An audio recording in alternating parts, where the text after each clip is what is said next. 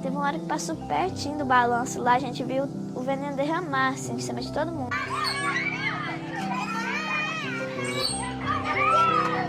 Eu mesmo estava passando perto do balanço, aí eu agachei, até na hora, que foi muito veneno, nós deu pra ver direitinho. Aí todo mundo saiu correndo nessa hora.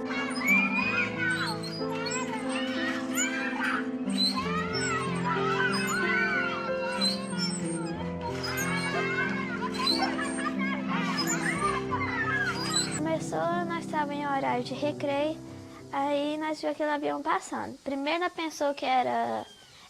de vez em quando passa avião por aqui. Aí nós não pensou direito, nós não sabia que era esse, aí nós continuamos no parquinho.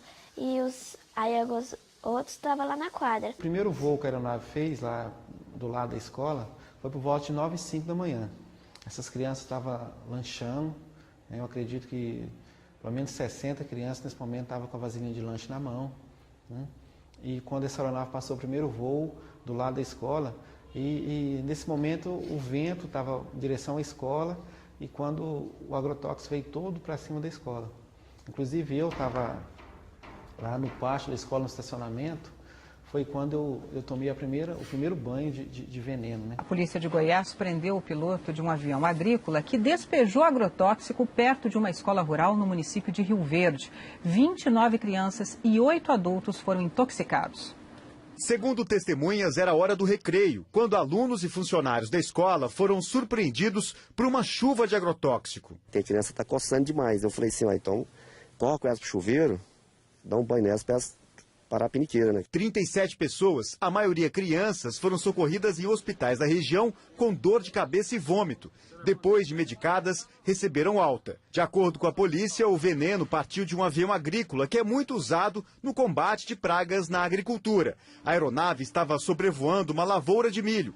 A principal suspeita é que o piloto tenha feito alguma manobra que liberou o agrotóxico em cima da escola, que fica num assentamento rural em Rio Verde, a 200 quilômetros de Goiânia. A Polícia Civil anunciou no início da noite que o piloto foi preso em flagrante por crime ambiental e por desrespeitar as normas sobre o uso de agrotóxico. Eles não respeitaram o limite mínimo de distância dessa escola, portanto, colocaram em risco todas aquelas crianças. O dono do avião disse que o piloto não notou que o prédio era uma escola e que ele seguiu todas as normas de segurança para a pulverização de lavouras. Falar que não viu um prédio desse tamanho, com essa estrutura, com esse tanto de aluno no pátio, não tem lógica. Isso aí é uma coisa assim, né? É o maior mentiroso do mundo, porque não tem, é fora de cogitação. Um momento eu vi que quando ele olhou para o lado, sim, na cabine do avião, ele olhou para o lado e eu tenho certeza que ele me visualizou, que ele me viu. E se ele não visse nós, ele não ia ver nada aqui. Ele tinha que ter visto, não tem como ele não ver. A quadra fica a 50 metros da escola. Muitos alunos na quadra, uns 20, 30 alunos na quadra. Tinha ônibus escolar no pátio da escola, Kombi e moto. Então, eu acredito que daria para ele ver. Até que eu achei no primeiro momento que ele passou assim para chamar a atenção. Tava passando, pensei, deve estar chamando a atenção, passando para chamar a atenção em cima da escola. E durante o tempo que ele estava passando, algumas crianças pequenas, na primeira vez que ele passou, saiu correndo atrás desse avião. Todo mundo estava correndo atrás, né, achando bonito. Tinha hora que nós pensávamos até ia cair, tanto que estava passando perto. Num desses voos, eu senti o calor do motor do avião. Passava muito baixo em cima da escola. A gente sentia aquele calor, aquele mormaço quente da aeronave por cima da gente. Bom, a profissão de piloto agrícola te proporciona bastante adrenalina em função de você estar voando bastante próximo ao solo, numa velocidade relativamente grande. A altura recomendada para as aplicações aéreas é na faixa de 2 a 3 metros da barra do avião até o topo da cultura, ou seja, 1 a 2 metros a roda do avião ao topo da cultura. E a velocidade média de aplicação das aeronaves agrícolas é ao redor de 200 km por hora. Então é um voo extremamente baixo e veloz. Acho que foi umas vezes que ele passou e não desligou o lugar de jogar o veneno. Dava pra ver as gotículas de veneno assim caindo em cima da gente. Foi, começou a derramar veneno em nós, aí nós pegou e já começou a tossir, vontade de vomitar, coçando, aí nós saímos foi pra dentro das salas de aula. Em seguida os alunos começaram a coçar, tirar a camisa, coçar. E eu vi quando a professora Renata e outros professores falaram, olha, os meninos estão passando mal, E aí começou aquela coisa assim, a gente começou a ficar meio desesperado.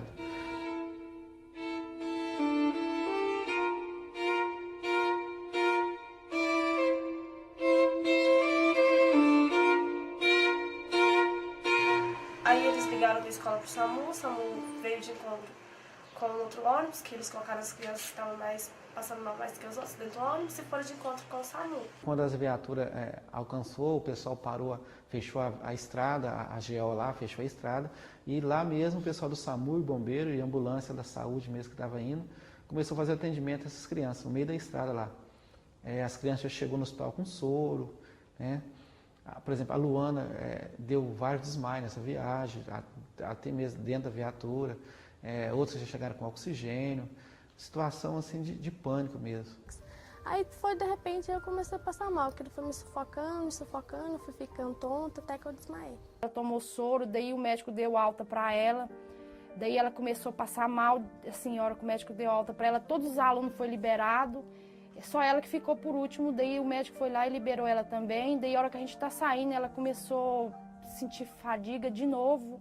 Daí eles pegaram e levaram ela, o médico olhou ela de novo, internou ela de novo.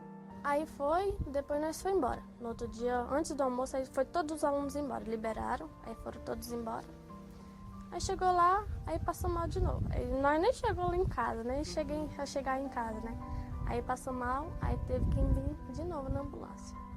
Aí veio sábado, aí eu posei no hospital e saí no domingo na hora do almoço. Aí daí o médico falou assim que ia ser normal que elas viessem para casa, mas não para a fazenda, né? Ficasse assim, na cidade, na casa de uma pessoa, assim, mas não tivesse contato com a roça. Pelo menos 5 dias para ver se melhorar, porque só dela sentir o cheiro, o que fez elas passar mal de novo foi delas ter vindo e ter passado pelas roças onde tinha veneno.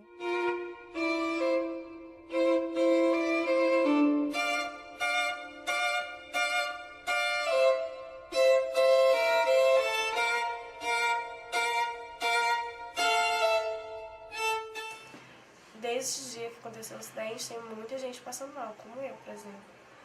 Sentindo falta de ar, dor de cabeça, tontura, enjoo, ficando gripado. De vez em quando você sente assim o fôlego muito cansado, né? Falta de ar. Falta de apetite. E o dono da empresa não fez nada pra ajudar a gente. Pagou uma multa, né, de 100 e tantos mil, mas nada, não fez nada, não tá ajudando em nada. A gente vai no hospital toda vez. É normal isso, né? Por causa do veneno, não é gripe. Não é nada por causa do veneno que já tinha aconteceu, já passou, não acontece mais nada. Nesse outro dia, um monte de gente internada. Eu fiquei 7 vezes internada no hospital. Aí nós foi para Rio Verde, lá no UPA lá, mó descalço, não tratou nós direito. Uns médicos sem educação, enfermeiro, muito. Aí eles passam nós lá pra dentro lá e deixam nós esperar lá. Nós passamos mal, sentindo dor, chorando de dor. E atendia as outras pessoas e eles demoravam a atender. Pensei que eu ia morrer mesmo, porque eu fiquei, nossa, intoxicada, assim, fechou meu ar todinho, tampou tudo. E ninguém ali aparecia pra me ajudar.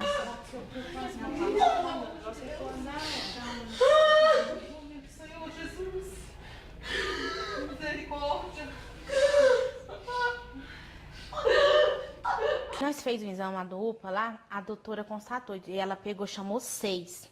Esses 6 é que estavam alteração, deu alteração. Uns deu no pulmão e no rins, outro deu só no fígado. A enfermeira soltou assim que eu, minha prima e a Ana Paula, foi as que ficou mais atingida do veneno e tava com o crânio todo infeccionado e tava com começo de bronquite. Eu fui no posto, consultei com a doutora, ela virou para mim porque eu pedi um exame toxicológico. Que o doutor lá do UPA pediu para mim pedir no posto, porque do UPA ele não podia dar. Aí eu vi no posto, ela falou que não tinha como fazer esse pedido, porque eles não estavam intoxicados. Falei, mas então me fala o que eu devo fazer, porque eu fui no UPA, eles mandou que eu viesse no postinho. Agora eu chego aqui e você fala que não vai me dar, aonde que eu vou procurar? Eu falei, desse jeito, pelo amor de Deus, então aonde que eu vou? Porque a cabeça da menina não para de doer, o estômago embrulhando, não comia. Aí ela virou e falou assim, então tá bom, eu vou te dar o pedido, escreveu assim com toda ignorância, eu vou te dar o pedido, mas tá aqui. Você leva no médico que pediu, porque eu não vou olhar. Simplesmente assim, com essas palavras. Você leva no médico que pediu, porque eu não vou olhar. O aluno chega lá, passando mal, e eles falam que não é por causa do veneno. Inclusive, foi falar até a questão psicológica, foi a questão falada que era problema psicológico dos alunos, trauma. Só que é engraçado porque, como com uma pessoa que estava aqui no dia, teve contato com o agrotóxico, apresentou mancha no pulmão, alguns apresentaram, alguns alunos, professores, funcionários, e outros apresentaram intoxicação no fígado. Como que é problema psicológico, como não está ocorrendo nada. Semanas antes eu fiz vários exames para um pré-cirúrgico. Eu estava bem, assim, não tinha nada. Estava preparada para a minha cirurgia, em questão de saúde, né? E nesses exames, então eu já tive alteração, né? Ureia, creatinina, já deu problema, manchas no pulmão.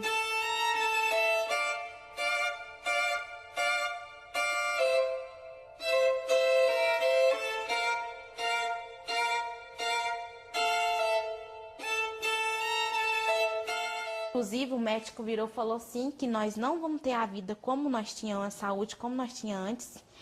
Vai, assim, direto, assim, tomar remédio para melhorar. E também o que aconteceu, igual que nós tomamos essa chuva de veneno, vai prejudicar nossa saúde mais a sério quando nós ficar mais de idade, que vai atingir mais.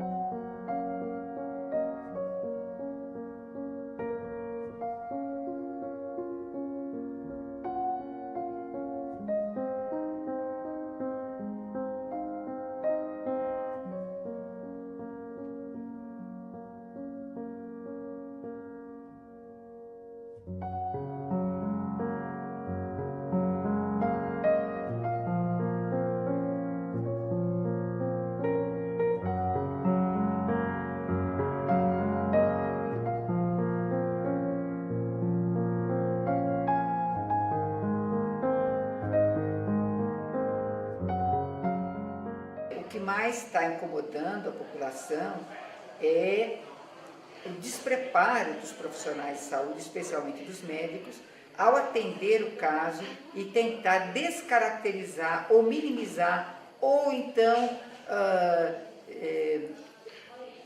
não esclarecer, não orientar sobre o sentido de um quadro desse, que tem uma fase aguda, pode ter consequências posteriores. Foi um caso, né, dessa escola, né, que é considerado um surto de intoxicação. Um surto, talvez um dos surtos mais graves de intoxicação por agrotóxico que o Brasil tem notícia dos últimos anos, que há 92 pessoas, onde foi feita a notificação via Sinan, né, dessa comprovação. E isso é bastante sério, né, em cima de uma escola, né, uma escola onde se planta soja, tira a soja, planta o milho, né, no entorno da escola, deixando a escola ilhada nessa plantação, e uma escola em situação que a gente chama assim bastante precária, né, onde o poço artesiano fica a alguns metros da plantação. Esse poço artesiano provavelmente deve estar contaminado. A fossa, inclusive, é uma fossa, não sei se é seca ou séptica, está lá a céu aberto na frente da escola e indo na direção da contaminação do poço, né? Os alunos, né, que tiveram aquele surto no primeiro momento, está tendo outros surtos, né, outras reincidências dessa intoxicação, porque não foi feita a descontaminação, né? os médicos não sabendo fazer o manejo disso, né, menosprezando essa coisa. Agora, eles têm que saber que esse agrotóxico que foi utilizado lá é de uma permanência, uma persistência muito grande, né, que varia de 100 dias a 300 dias, depende do... Quer dizer, e os alunos estão tendo aula ali, já tem 60 dias sem fazer essa descontaminação. Foi relatado, esse produto pulverizado, ele é uma mistura de 2 agrotóxicos, o tiametoxam e a lambda-cialotrina. Então, o primeiro é da classe dos neonicotinoides e o segundo dos piretróides. O sol está brilhando, anuncia um novo dia. Chegou a nova estrela da Syngenta e com ela um novo tempo. Você quer, você agora pode. Você tem Engeo Pleno, o inseticida multicultura de ação diferenciada. Um produto mais eficaz para quem quer uma lavoura saudável, produzindo safras da melhor qualidade. Afinal, o sol nasceu para todos. Chegou Engeo Pleno. Você pode acreditar.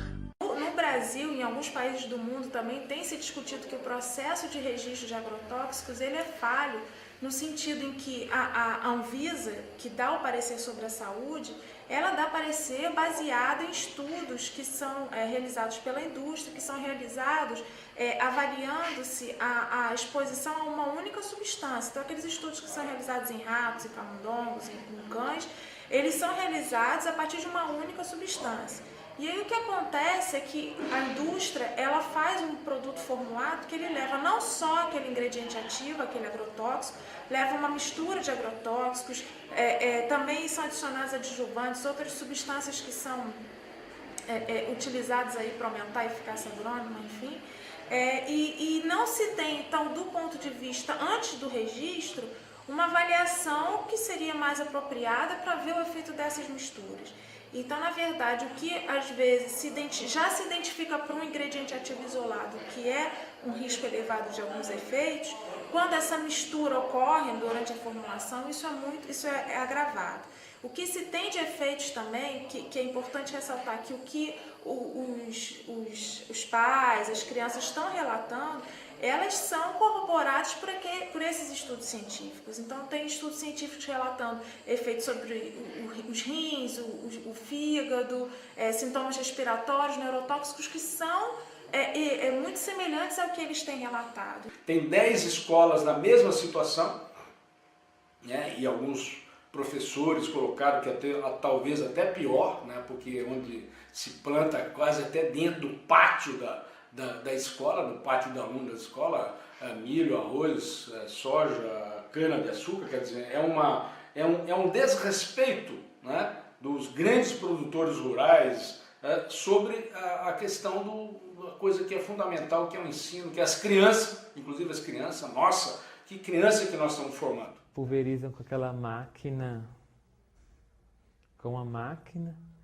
aí pulveriza até bem próximo da escola. Aí a gente sente o odor do agrotóxico, né? A gente às vezes sente também um pouco o ar úmido, assim, o veneno, às vezes sente também. Na primeira pulverização a gente já sente a garganta irritada. Alguns alunos que já são propensos à alergia já sentem também a garganta irritada, seca, mal-estar, reclama de coceira na pele. Então já entra pela janela das salas, aí nós temos que correr, fechar a janela, baixar as cortinas, né? Assim, alguns alunos reclamam de alguns sintomas comuns, às vezes, de um ou outro. Nós que trabalhamos com a saúde pública, nós temos observado um número grande de neoplasias notificadas, né, no estado de Goiás, assim como problemas renais também que podem estar associados ao uso do agrotóxico nos alimentos, na água também. O consumo de agrotóxico a nível nacional, né, que dá cerca de 1 bilhão de litros, né, por causa dessa produção de cerca de 80 a 90 milhões de hectares no Brasil de soja, milho, algodão, arroz, feijão, né, ele também tem um consumo bastante grande aqui no estado de Goiás, né? É um dos grandes produtores agropecuários, mas é também um dos grandes consumidores de agrotóxicos, né? E aqui na região, no município de Rio Verde, né, que é um dos maiores produtores, né, de soja, de milho, cana-de-açúcar, pecuária da região do estado de Mato Grosso, também é um grande consumidor de agrotóxicos, esse veneno agrícola, né?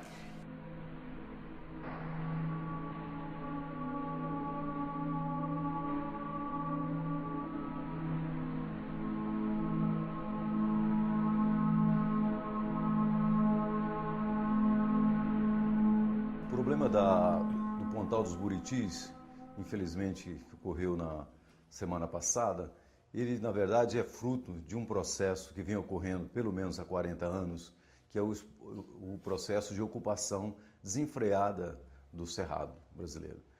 E essa região do centro-oeste de Rio Verde e do sudoeste goiano, ele passou por forte influência dos mecanismos e dos instrumentos utilizados para a modernização da agricultura, que a gente chama de modernização conservadora, no sentido que, de fato, conservou o latifúndio, conservou a riqueza e contribuiu com a concentração da terra na região. Portanto, esse pacote, que a gente chamamos da Revolução Verde, o pacote tecnológico da Revolução Verde, ele veio, sobretudo nas décadas de 60 e bastante incentivado na década de 70, ele fez com que essa ocupação, essa modernização trouxesse toda a cadeia de insumos, equipamentos e grandes máquinas agrícolas, que daí levou essa ocupação desenfreada e desordenada do Cerrado brasileiro.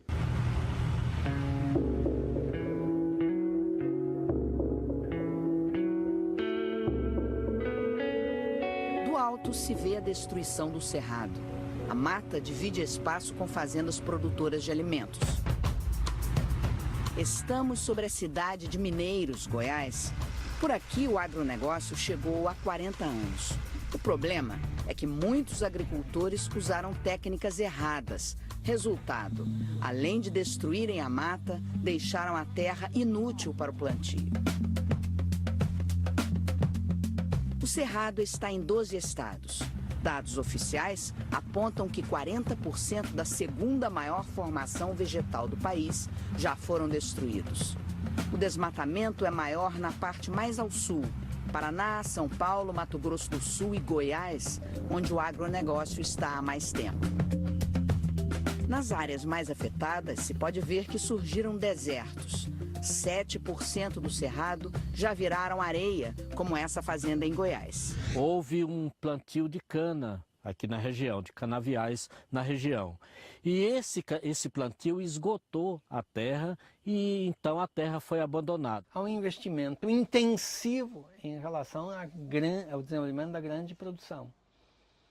Grande produção, com duas medidas que são contraditórias entre si, até certo ponto são contraditórias, mas são duas medidas que colocam em risco, inclusive, as possibilidades futuras relacionadas à questão da produção agrícola. O primeiro é a utilização intensiva de crédito para a grande produção, desviando recursos que seriam necessários para a produção familiar, para a pequena produção, e injetando na grande propriedade, onde o grande produtor ganha muito dinheiro, mas que não investe um tostão na safra seguinte. Na safra seguinte ele vai esperar que o governo dê dinheiro de novo.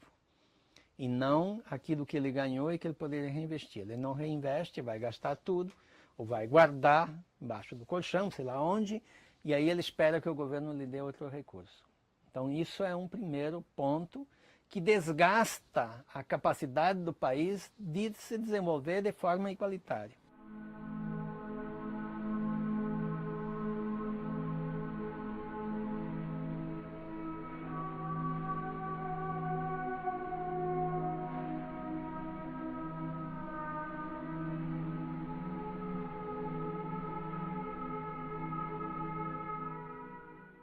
O segundo ponto é uma política de utilização de agrotóxicos absolutamente estúpida. Vou chamar de estúpida, porque só um país estúpido pode incentivar a utilização massiva de agrotóxicos. Nós passamos de terceiro para primeiro grande consumidor de agrotóxicos do mundo. Só um insano pode pensar que isso é interessante. Ou seja, nós estamos comprometendo a capacidade de produção do futuro em função de um resultado imediato, né? Então, isso, eu acho que essas iniciativas, elas exatamente não pensam, não conseguem, não tem um mínimo de raciocínio possível nisso, e pior, comprometem exatamente e inviabilizam que o pequeno agricultor, que é a população que poderia continuar no campo e poderia produzir alimentos saudáveis agora e no futuro, possa continuar e persistir para o futuro. Existe uma questão muito séria. Isso é uma ponta que deve ser levada em consideração. As firmas que revendem o agrotóxico, que revendem o defensivo agrícola, o fitossanitário, que eles gostam de chamar de fitossanitário, porque o agrônomo que vende mais produto no final do ano, ele ganha uma premiação. Então ele ganha carro, ele ganha viagem, ele ganha dinheiro. E essa premiação, eu vejo isso como algo que é meio que comprar a pessoa. Porque ele acaba indicando algo que não é necessário. Ele vende um produto que não é o real. Ele vende a mais, porque ele tem que ganhar prêmio. Bem, nós da Singenta estamos aqui nesse evento em Florianópolis com todos os nossos distribuidores, as cooperativas neste caso, onde nós estamos apresentando para eles os resultados de 2011, os nossos objetivos em 2012 e também estamos fazendo um compartilhamento da nossa nova estratégia. Os resultados de 2011 foram excepcionais, a gente cresceu acima do mercado, nós ganhamos market share e o que foi muito importante, nós conseguimos fazer isso adicionando valor, ou seja, rentabilidade ao nosso negócio. Para 2012, a gente entende que o mercado continua promissor, as nossas premissas são de que ele deve continuar crescendo ao redor de 10%. E nós temos a ambição, sim, de ir além, crescer mais que 10%, portanto, a gente continua com as premissas de ganho de participação de mercado. E eu estou falando do mercado de químicos. Não é um caso isolado, né? Eu estou vindo aqui fazer essa discussão aqui porque isso já aconteceu em vários municípios lá no Mato Grosso, né? A gente tem já todo um trabalho de manejo desse acidente ou não acidente, né? Não sei nem se é um crime, às vezes é um crime, você passar, provavelmente vai ser um crime, né? Está sendo julgado isso, você passar com avião pulverizando em cima da escola, né? E esses outros acidentes, que eles chamam de deriva, mas né? Que é o vento, o ar, a chuva, o solo, né? Que isso é recorrente em dezenas, centenas ou milhares de municípios do Brasil, aqui de Goiás e do Brasil, assim como lá do Mato Grosso, milhares, e essa situação tem que ter um limite, tem que ter uma discussão para que isso não continue ocorrendo isso e discutir um pouquinho se essa poluição, até onde a gente vai chegar com essa poluição. Para produzir alimentos você tem que produzir, você tem que poluir, né? Para produzir alimento tem que poluir com agrotóxicos, é a poluição intencional que você vai estar fazendo ali, né? Você tem que botar fertilizante químico, um monte de produto químico, né? E isso tem um impacto e tem um custo na saúde e no ambiente.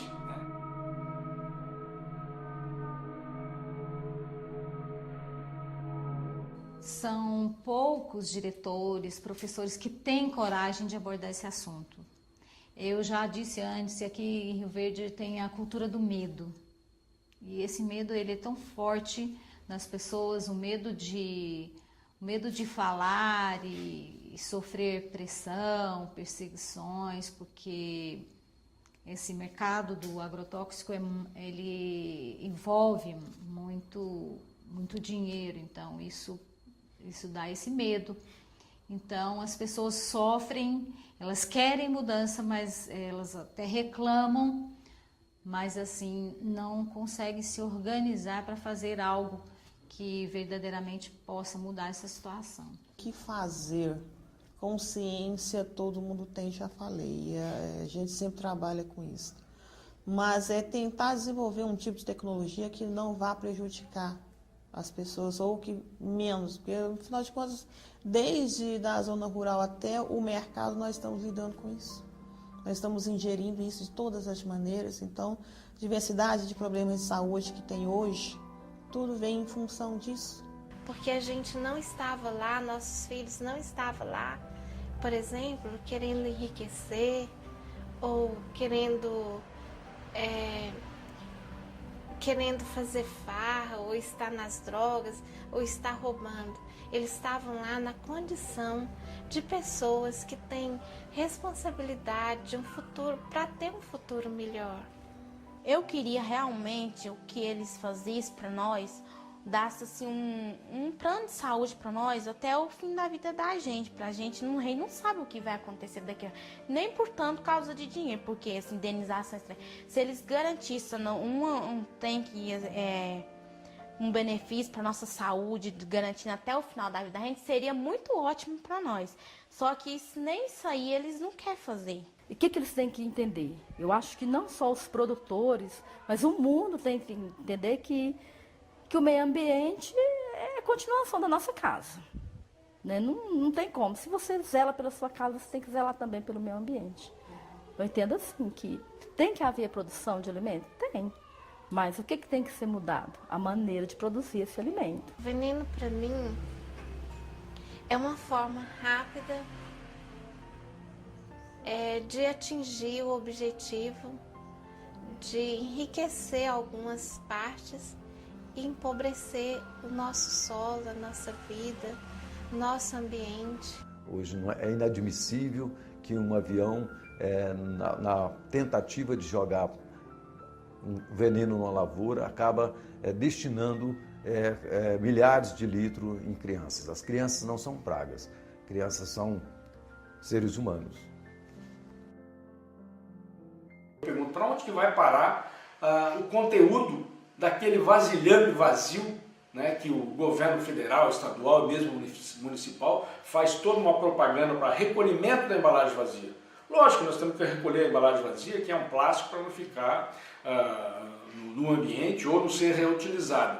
Mas nós, que gostamos da saúde, inclusive da saúde pública, temos que perguntar e discutir aonde que foi parar o conteúdo que estava dentro desse frasco que está vazio hoje. Ele vai parar no alimento, vai parar na água, vai parar no solo, vai parar no nosso sangue, na nossa urina, né, no nosso corpo, e isso vai trazer várias doenças agudas e crônicas.